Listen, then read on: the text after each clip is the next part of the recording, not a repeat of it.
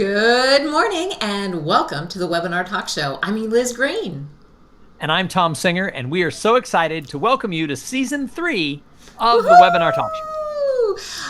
I know. And our first episode of 2021. Woo!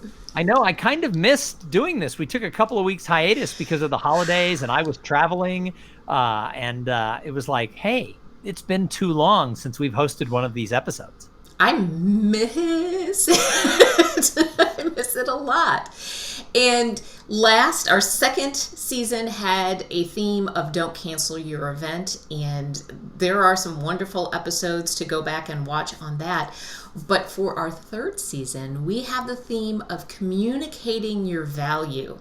Because I have, in our conversations with meeting professionals, there's a real need right now to communicate the value of the association. If you're in HR, communicating the value of training and professional development. So we're going to dive in to how are you communicating the value of your organization, your efforts right now. And this is so true across all industry lines. It's not just our meeting professional friends or our HR friends. This is true for everybody right now.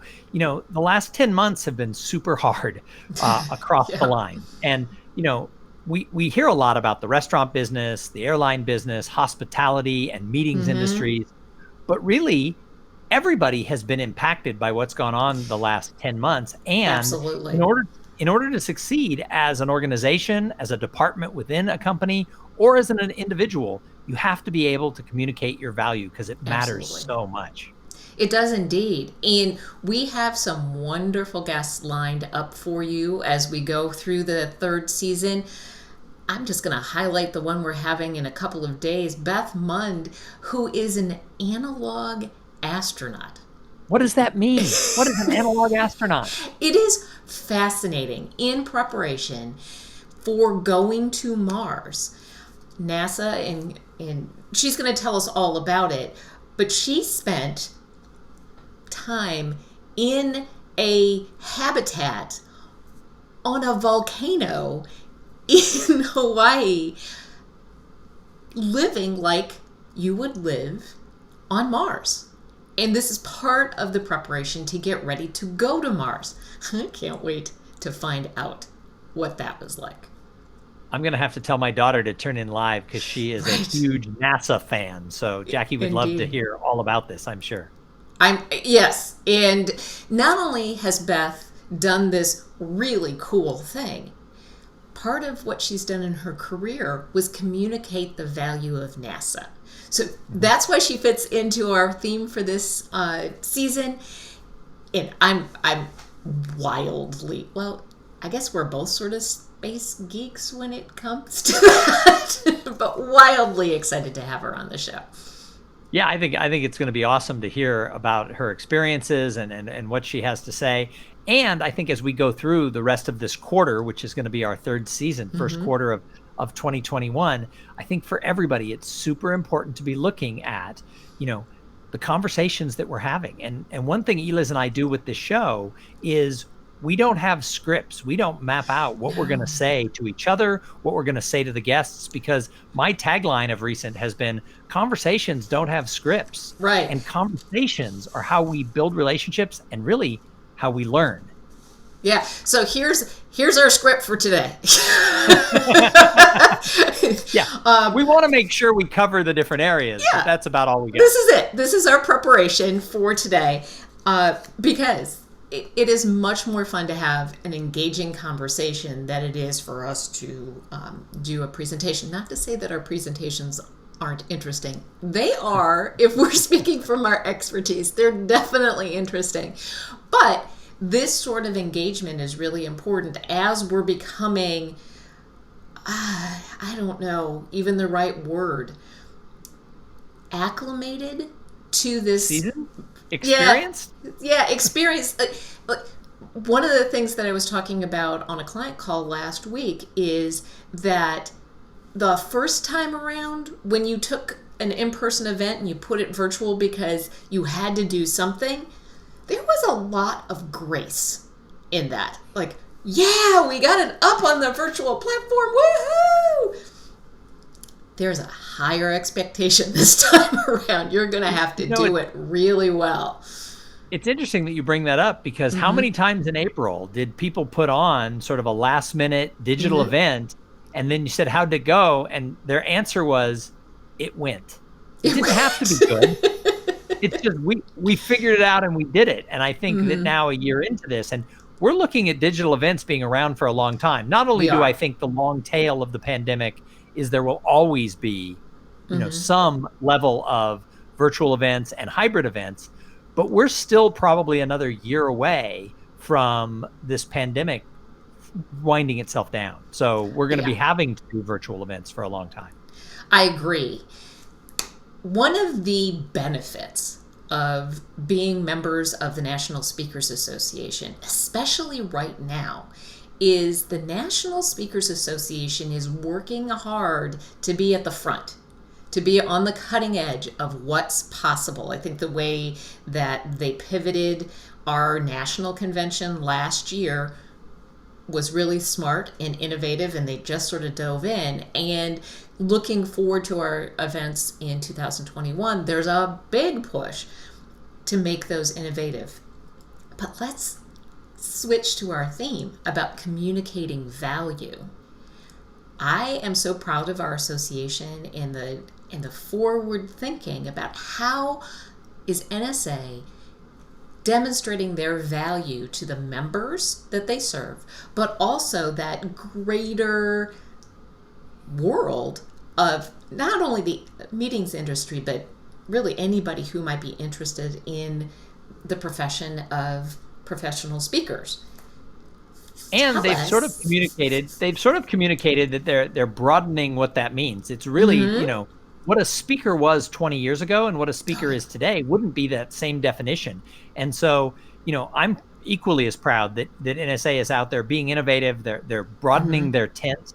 But I also want to add, before we get into specifics, I work with, as you do, a lot of associations, and there are so many associations that are really succeeding in this area of serving their members, of being open, of providing value.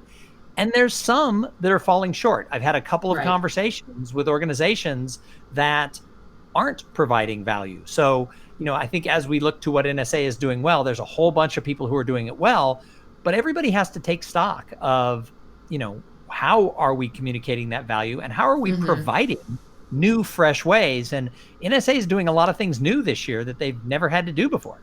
Right. Well, aren't we all? But let me talk just a moment about what I think was particularly brilliant about what NSA did. They leveraged their own membership to find somebody who was uniquely qualified to do what they were doing. Tom Singer is the host of Speakernomics, a new podcast from the National Speakers Association, which is leveraging all of the history of NSA in a brand new way. Tom, tell us about what that is. I am so excited about this project. As I come into the new year, it's one of the things that tops my list of things that I'm really looking forward to putting my time and my effort into. And that is this brand new podcast called Speakernomics. Now, much longer than I've been around the National Speakers Association, they have always had an audio educational component. Started off as a cassette tape that came with the magazine.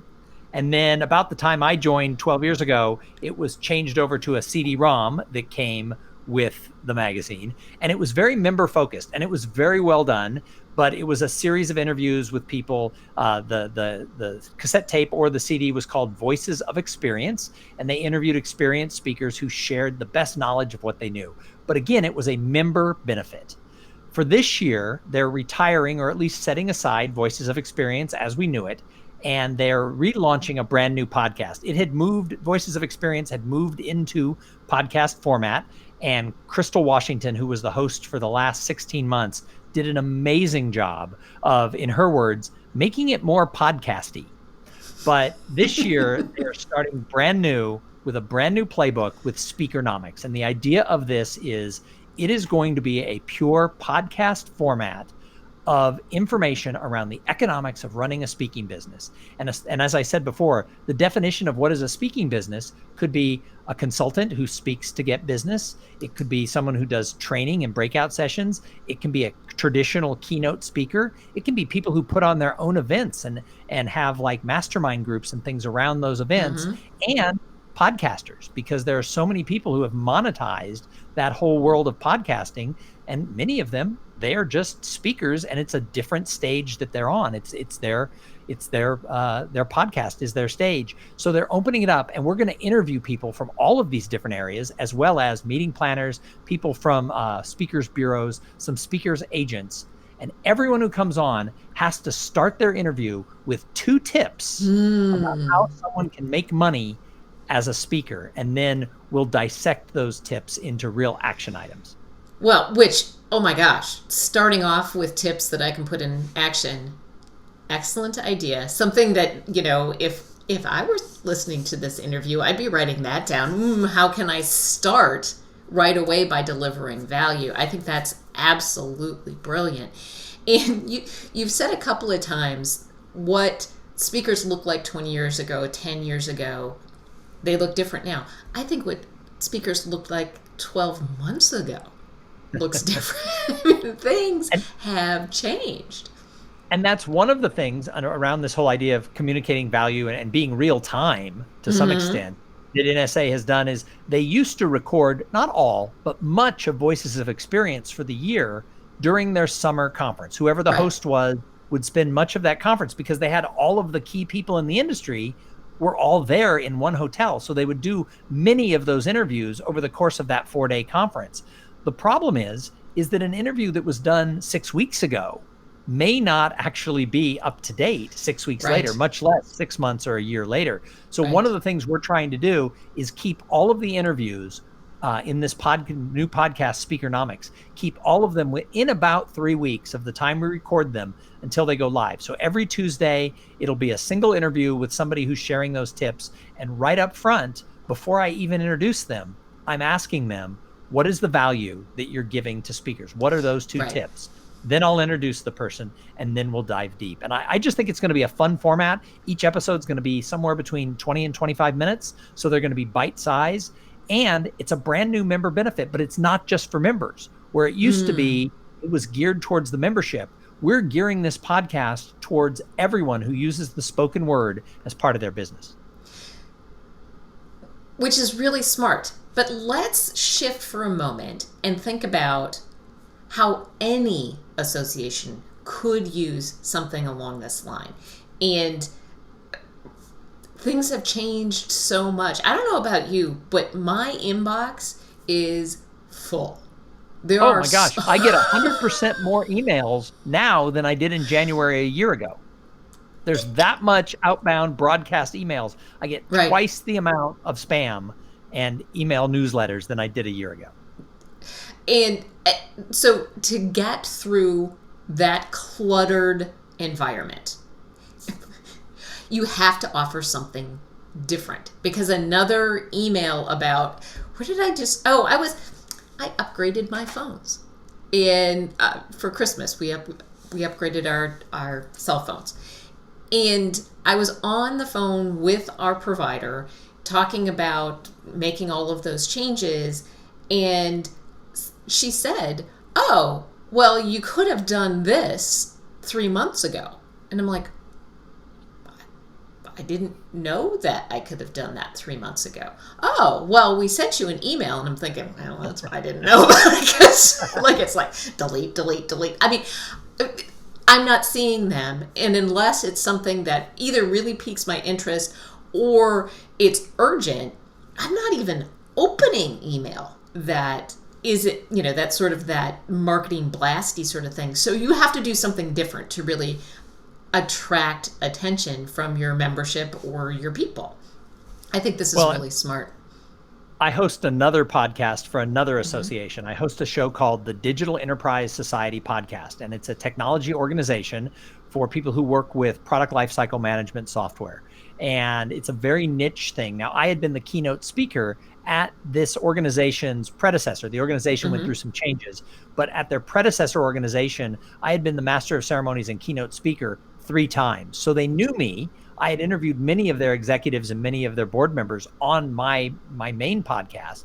So they were aware of my style and what I did. And 2.5 years ago, they created a membership education tool in their podcast. And it's the same idea that they're giving career advice and technical advice. Now, I'm not an expert in the technology. So in their case, I have a co-host who asks the real technical questions. Right. And I monitor the career advice portion of all of our conversations. And again, just like you and I do on this show, like I'm doing with Speakernomics, there are no scripts. We don't know where the conversation's going to go, because if you're sitting around with somebody just having a conversation, you know, you're not scripting out everything. At least you shouldn't be. So I think that this is really smart to associate. Yeah, a couple of bullet points, excellent. But I think that associations who are realizing that they can use all of these different tools, podcasts just being one, as a way to reach people where they are, because the hockey stick of the amount of people listening to podcasts in the last 4 years has gone through the roof. Right. Well, and here's news, folks. I haven't even told Tom this yet, but I did pitch the webinar talk show as a benefit that an association could provide ongoing to their membership to get that information out in a different way that is more engaging than the blast email. Any of these different ways to communicate the value of what you're providing, you know, let's think bigger in 2021. I think we're going to have to. And it's so interesting because I had a conversation recently with a company about interviewing their executives as a way to communicate with their employees rather than just a video from the CEO. Have someone like Eliz and I come in, like the talk show, and actually do the interviews and then edit them into shorter snips and send them out so that people can digest them at their desk through the video. And the company thinks it's, you know, it's a good idea. Now, will they hire you and me? I don't know, but I think they should. Well, and I think anything you can do to humanize leadership, to actually, you know, people who are working to look towards their leaders and see a person is very, very valuable, as opposed to just a figurehead. Well, and that's why, you know, I said it before, conversations, you know, are the way to build relationships. And, you know, that's why I think this new app that's out there that's getting a lot of buzz right now, Clubhouse, it's the reason I think it's doing so well is it is a pure conversation tool. You can't send chats, you can't send direct messages. You know, it is all about the spoken word and two-way conversations. All right. So in full disclosure, Tom is more of the early adopter. I am the, let's just see how that's going to go sort of thing. He sent me a link and I'm like, let's just see how that's going to go. So Tom, why in the world should I be on Clubhouse?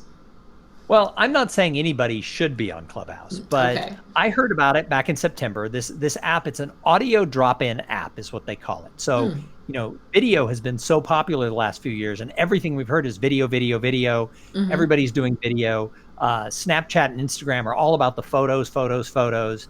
This is just audio. When you log on to this, you see the little person's photo in a little circle, and then people are talking, and they create stages, they call them, with a topic. So we could talk about, Rob Ferrer and I are hosting a room on how to be a master of ceremonies.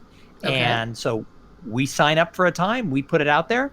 Maybe nobody comes. I hosted a room the other weekend on making age 50 to 75 the best years of your life. And for the first 10 minutes, it was me and one other person. And then we ended up with 40 people in the conversation.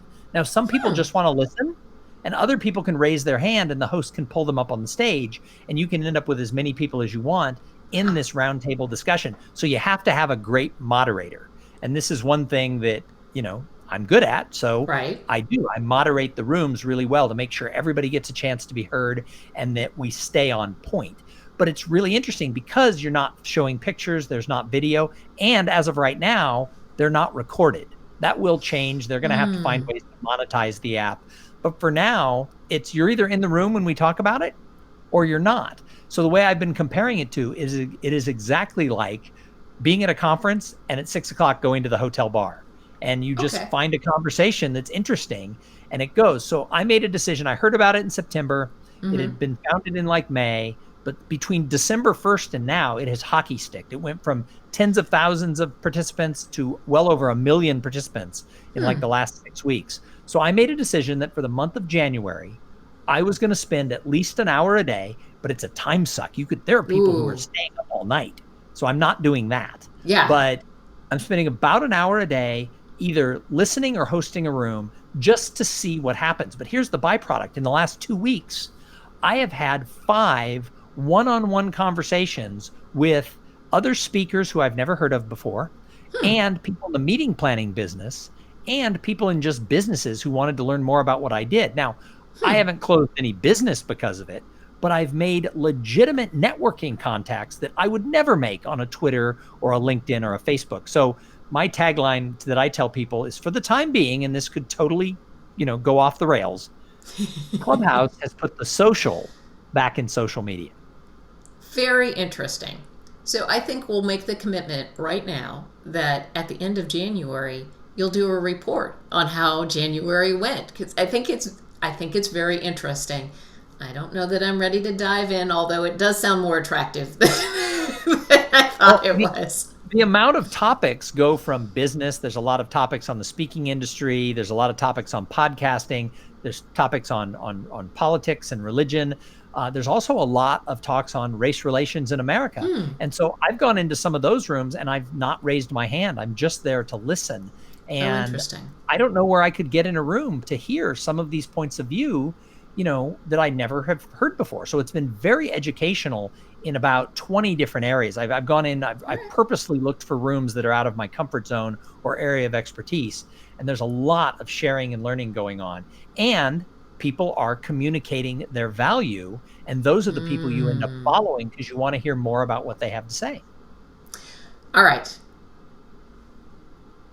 Well, we're going to hear from Tom as January goes along. We'll see how convinced I get. I'm more convinced, I will say. You're a little nervous about the time suck, I think. I am. I'm really nervous about the time suck. That's very true. I talked to my friend Maura Thomas, who we have interviewed on the Webinar Talk Show, and I told her she's a productivity expert. And I said, you may have a whole new thing on just counseling people who are spending too much time on Clubhouse. Well, and I think my hesitation may just be self-awareness that I could end up spending a lot of time on that where I'm already feeling like I have way too many things to do. And I'm not complaining about that. I'm very aware of the amount of time I spend on it.